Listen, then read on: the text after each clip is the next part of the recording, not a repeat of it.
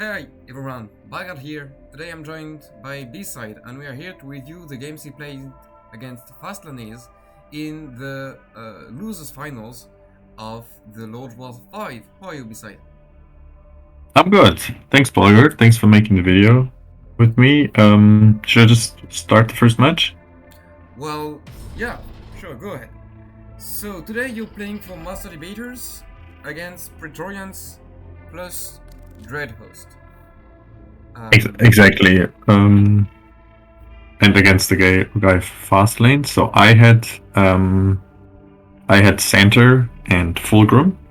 Both Santar was really strong over the tournament, and Fulgrim was just patched and is great since then. And my opponent had Saul and Casryn. Okay, okay, Sol Casryn. Yeah, so you open with that Santa, and now you're up against Sol. Now I remember playing Santa against the Sol. It was in the semi-final of the World Cup, and I found out that it was a harsh matchup for Santa. How were you feeling about that?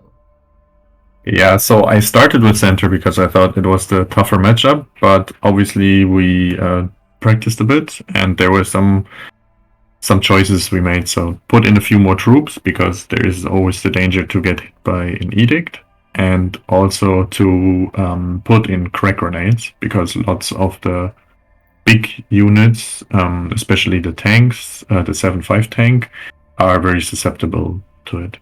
Yeah, we will also expect the Tarvitz to play the 7-8 tank as well alongside the 7-5. So many vehicles that crank grenade is gonna find some value if we happen to draw it. Exactly. Please go ahead. All right. So a pretty good starting hand with some AoE, servo arm, and the Medusan carapace. Yeah.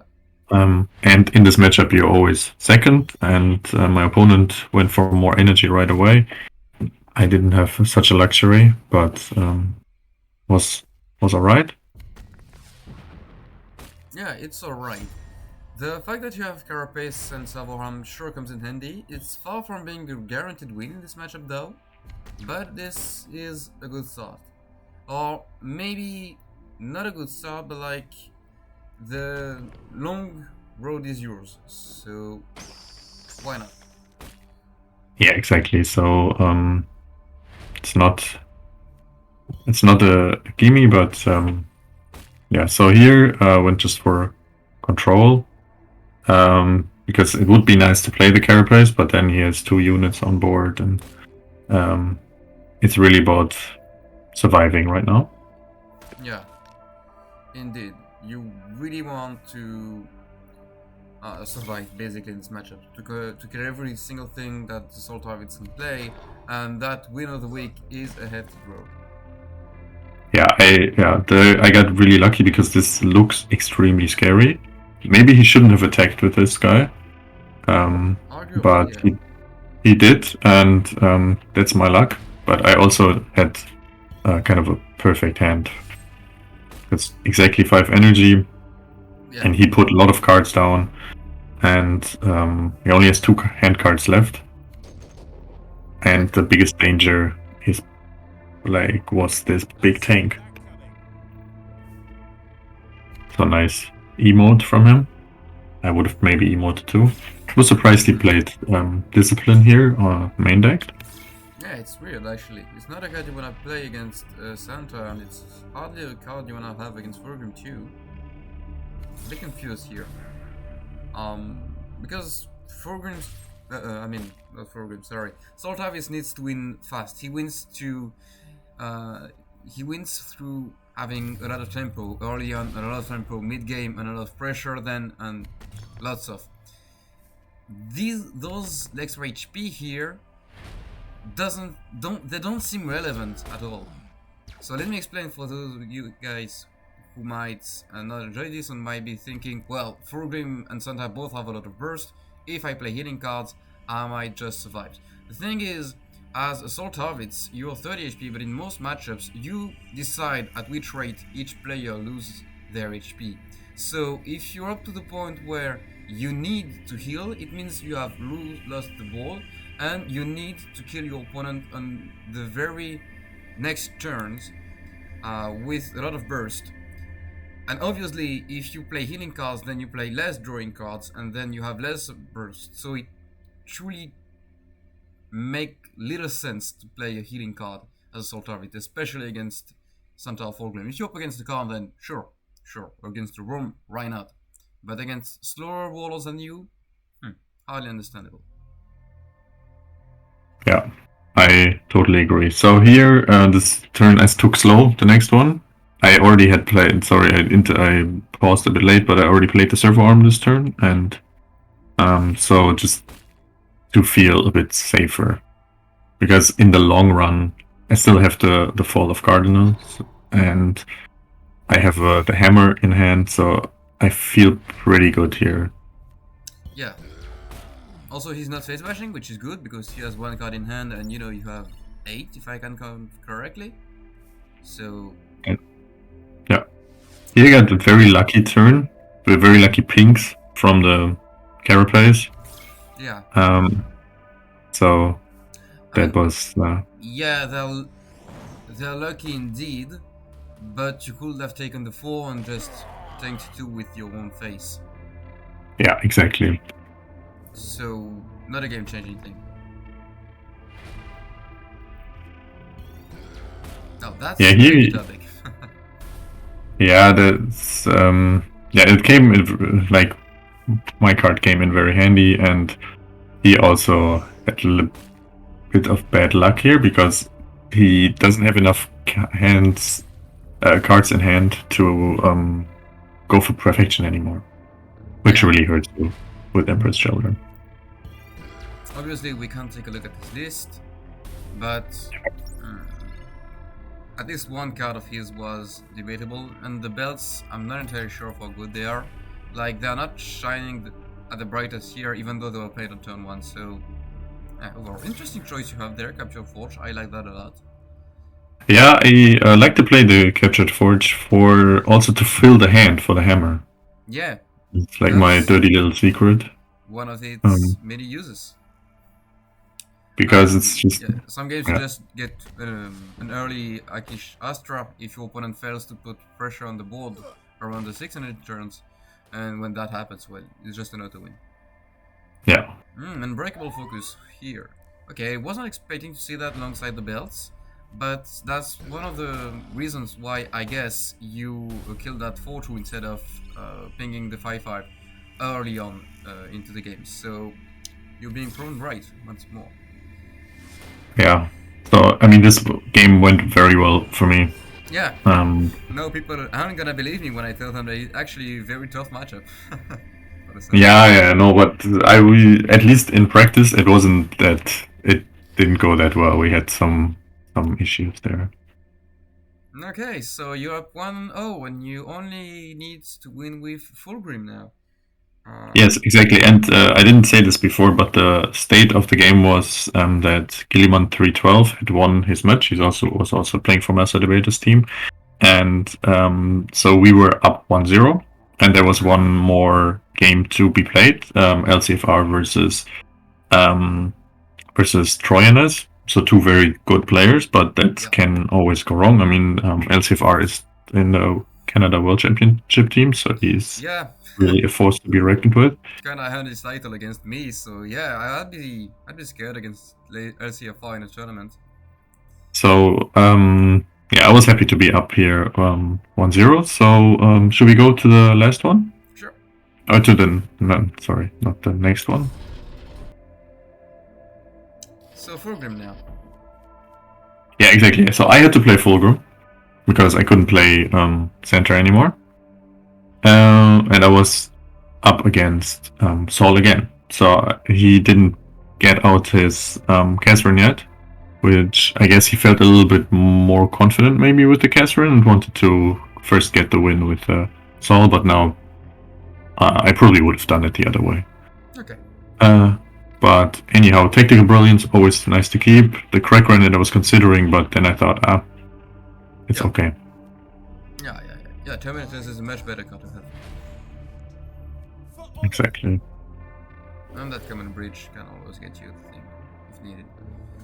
So Yeah. now you can actually go for very early Terminators with that for the Emperor generated. Goes for the build second time, but this time not only does he go second, but well, going second for the Emperor's triple means you have 2 more cards with the counter attack and the natural extra card. So decide here to not go for the cost prediction of the cards in your hand.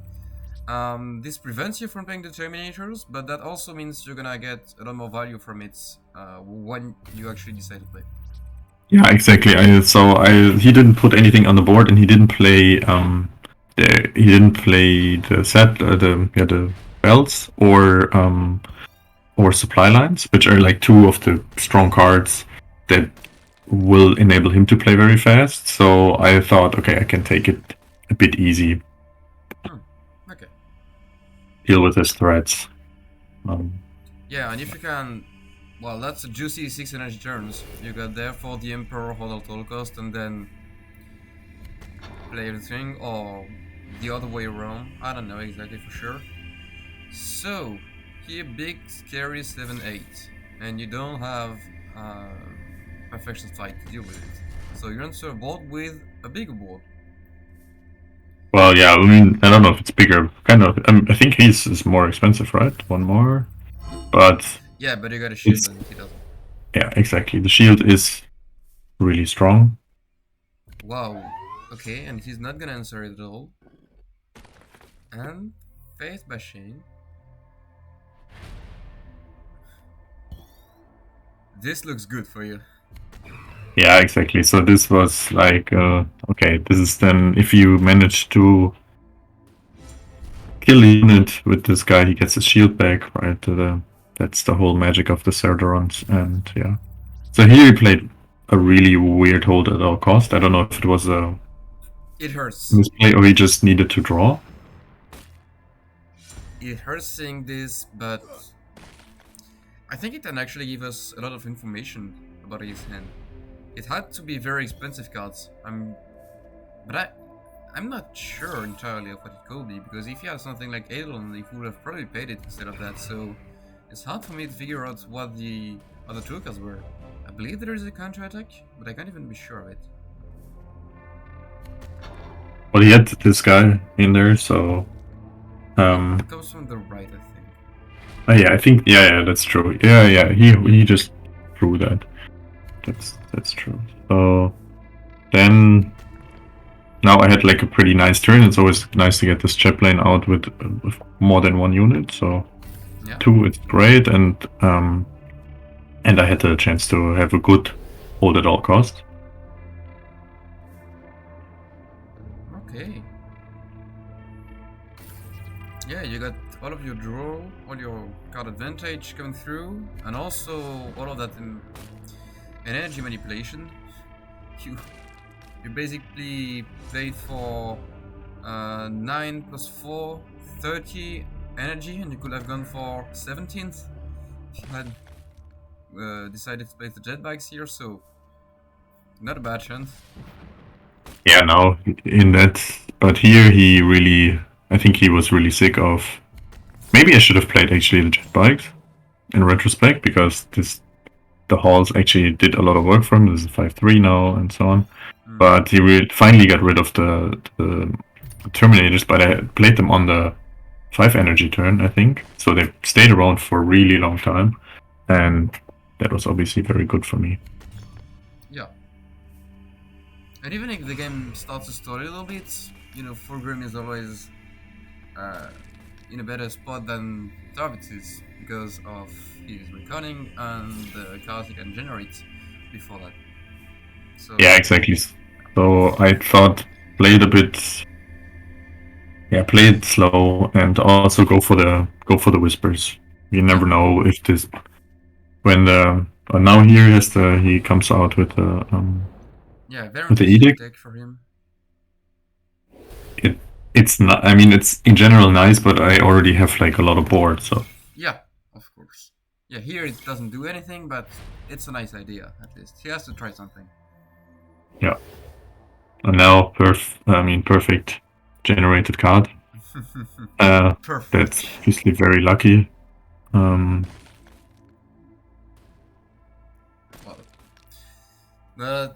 not like you needed it that much, but Yeah, I don't think I really needed more luck, but yeah. Now he heals again, but he doesn't have any more cards in hand. yeah.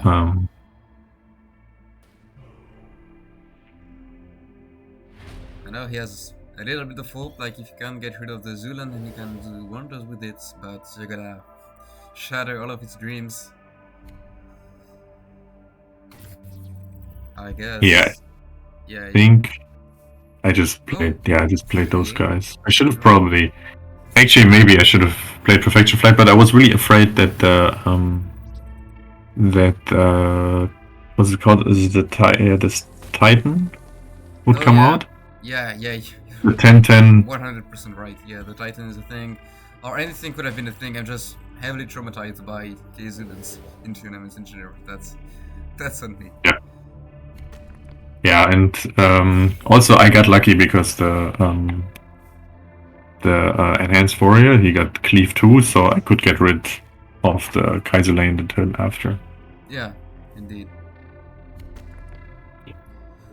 Indeed. Yeah, here. Yeah, I'm not entirely sure what can bring him like into the game. Like he will need. He already played his all at Orcos, so his hand was it's time to stay empty, and that's a 2-0 win. Yeah, exactly. So, was a really good sport, the guy, but I put up 3 games because he said, I really want to show that I can play. And he played his Casryn, and you can see he is much more comfortable with it. I did, admittedly, have a beer in between, so my play was a little less good because we had just scored the 3rd place. But still, I wanna show it, and it would be nice if we can comment on this one as sure. well. That just means it's a regular game of the tournaments. If you guys are both playing at your best, or almost at your best in your case, that has to be interesting, right? Yeah. Okay, so going right in, you keep the city squad, you cast away the enhanced warrior. Obviously, Casryn is really good at taking the board with some low attack troops hanging on, so you want that city squads to be around. And that enhanced warrior is just gonna be answered by one of the too many hard removals that Sister of the Silence have at their disposal. Exactly, that was kind of my plan. How resolute they are. Okay. Casryn always has a turn 1 and always has a very good hand size. So it's a very reliable warlord which you can use in tournament, which you can use in another very benevolent one, getting his job done most of the time.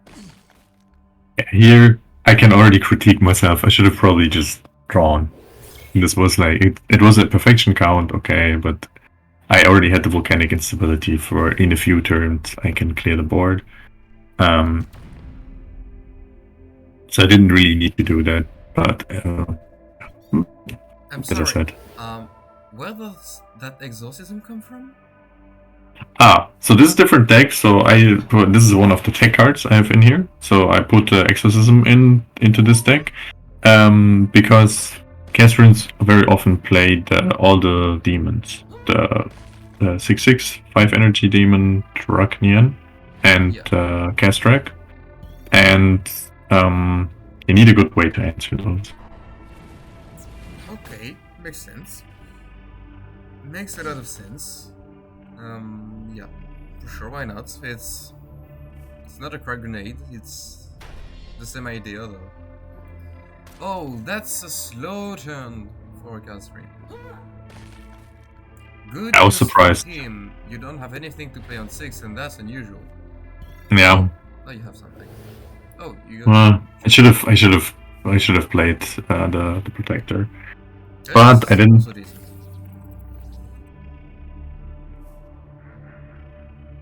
Yeah, I didn't want to play the protector because I was a little bit afraid of they have 2 invisible units, their sisters, and I didn't want to face them. So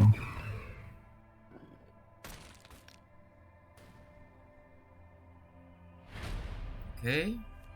See another slow turn. She hasn't been able to draw with ladder on her yet. Yeah, exactly. So I try to minimize that in general already in the planning of the deck. Yeah, indeed. That's why I guess But you I also didn't want to play that Skitari Protector in the previous turn. Yeah, but it was more about. I think I should have played Skitari. That was more about not getting hit by the stealth units later. You think he runs the Mistress? Yeah, or the tank. I mean, I wasn't sure, but I lost one time on ladder against the Mistress, also with Fulgrim. Because you have all the. I already had some big troop on board, and then he made he killed the big unit and had that what's the guy, the sanctions Psyker or whatever this Yeah. guy is called. Yeah, the 7/7. Mm-hmm. And then he always had units, and it was pretty tough to deal with. Okay, so here you don't go for the 2 damage on your creature, even though it's a perfection which reduces your caster out whispers. Here you can see how painful it is for the Casryn to get rid of it. She wants her card, so she's just gonna do that. And now Yeah, this was a good turn no, for again, it's really interesting. for Because her. you're both left with a very small hand size, and while you have the initiative. Yeah, but yeah. So it was a good turn for me actually. So it's Very good turn indeed. Despite that low hand size you have, you still manage to spend those 10 points of energy and to get to that next start. So that's a very good answer for her though. yeah, and also a really nice top deck. Yeah. Like the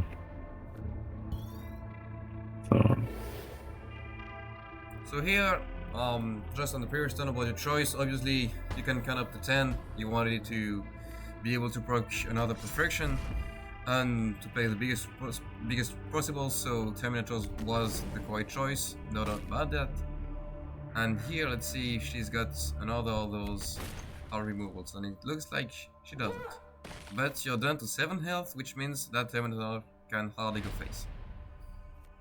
Yeah, exactly. So here, I think I misplayed here. This one,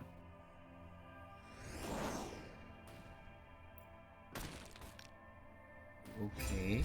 So you really wanted to kill that 2/2. Oh. Yeah, no, I should. Yeah, this was the misplay. I should have. Yeah, I should have drawn. But shit happens. Yeah, it does. And that also was. It wouldn't have changed anything. Yeah, indeed. So I lost the additional match. Yeah. Fair enough. But it was a good game. It was. So yeah, that's it. Those were the 3 games. Your opponent is definitely proving himself off. Like winning against your Fulgrim, it's nothing easy. So yeah, well played to him. Very interesting Casryn gameplay, going for that slower approach with the Manifest Destiny, which proved useful in the end because you could definitely have that fight of the Emperor that would have been lethal without that Manifest Destiny. Also the Edict of Censure coming in very handy here too. So yeah, very interesting Casryn deck. Maybe, yeah, that Soul Tarvitz isn't the most convincing I've seen in a while, but like again, Soul is a warlord that blows himself up sometimes. Like it just explodes and do nothing basically, so that's probably what happened to him. Not drawing his Lactation Divitatis, not being able to pull off a good haul at all cost. So could have been, it was a very scary opponent and it could have been very scary games. You pulled that off like the genius you are. Bside, you are now, I believe you're in the top 20 currently on the ladder. Yeah, top. Yeah, you're definitely in top shape right now. So thanks a lot for sharing those games, and congratulations on getting Master Debaters a third place in this Lord Roll 5. Yeah, thanks a lot, and yeah, very well played to fastlanez as well. It was fun game, and seemed to be a very nice guy. And yeah, thanks a lot, Belgard, for making the video with me. You're welcome. It's always a pleasure. Thank you guys for watching the video. Hope you'll be hanging around for the next one. I'll see you all very soon. Ciao.